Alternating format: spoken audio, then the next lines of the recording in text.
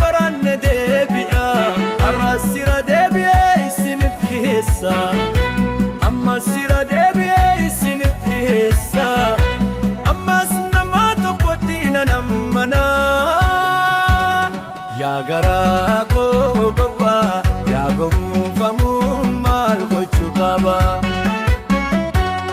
ya gara ko gowa ya gomu famu mal fayyada wani jare are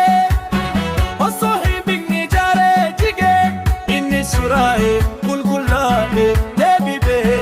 kulkulae yabe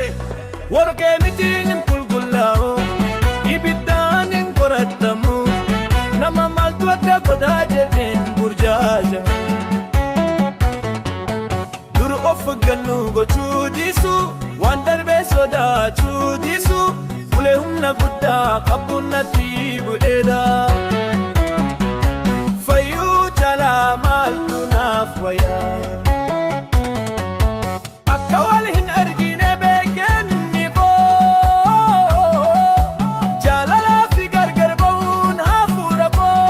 rakkisera atisna hin gargartu anes kan ke hin taw itibin daga chudisu mali yonin baranne haraira debi'a amma sira debi'a isinibdiyessa ammas nama tokkotina nammana ya gara ko gowa ya gonfamun mal fayyada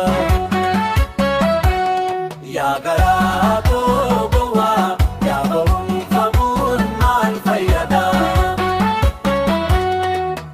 ya malititi daga chudisu yongo umfame yonkutu dadabe mal gochu qaba ani akanin bentne yon beke unnen ko debi biyo gofe madan ko yo hin fayine madan duri yo hin hakamne ya kebi ke ya gara